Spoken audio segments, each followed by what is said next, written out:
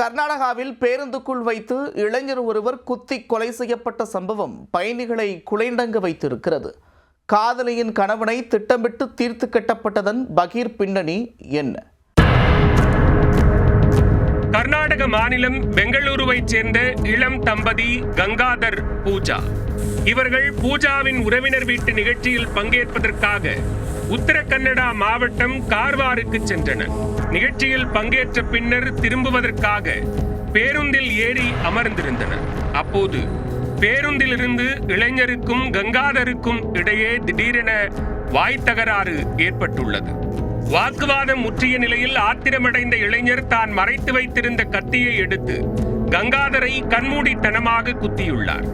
அதை கண்டு பேருந்தில் இருந்த பயணிகள் மற்றும் கங்காதரின் மனைவி பூஜாவும் அந்த இளைஞரை பிடிக்க முயற்சி செய்துள்ளார். ஆனால் கத்தியை காட்டி மிரட்டிய இளைஞர் அங்கிருந்து தப்பியோடியுள்ளார். இரத்த வெள்ளத்தில் உயிருக்கு போராடியவரை சக பயணிகள் மீட்டு மருத்துவமனைக்கு கொண்டு சென்றனர். அங்கு கங்காதரை பரிசோதித்த மருத்துவர் அவர் ஏற்கனவே இறந்து விட்டதாக கூறியுள்ளார். பேருந்தில் நிகழ்ந்த கொலை தொடர்பாக போலீசார் வழக்கு பதிவு செய்த நிலையில் இளைஞர் ஒருவர் காவல் நிலையத்தில் சரணடைந்துள்ளார்.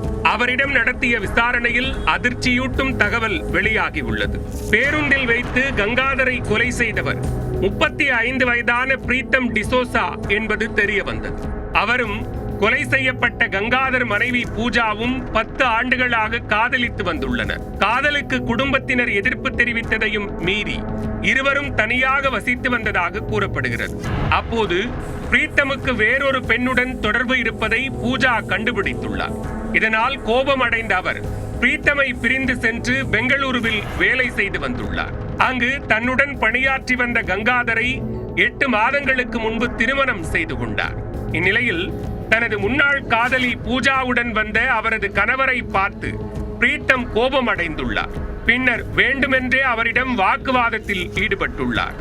அப்போதுதான் திட்டமிட்டு கங்காதரை குத்தி கொலை செய்ததாக பிரீத்தம் டிசோசா அதிர்ச்சி வாக்குமூலம் அளித்துள்ளார். இதனிடையே கங்காதர் பூஜா தம்பதி பேருந்து நிலையத்துக்கு வந்தது பிரீத்தமுக்கு எப்படி தெரிந்தது? பூஜா பிரீத்தம் இருவருக்கும் இடையே இன்னமும் தொடர்பு உள்ளதா என பல்வேறு கேள்விகள் எழுந்துள்ளன. இதனால் முன்னாள் காதலனுடன் சேர்ந்து கணவனை மனைவியே கொலை செய்ய சதித்திட்டம் தீட்டினாரா என்ற கோணத்திலும் விசாரணை தீவிரப்படுத்தப்பட்டுள்ளது.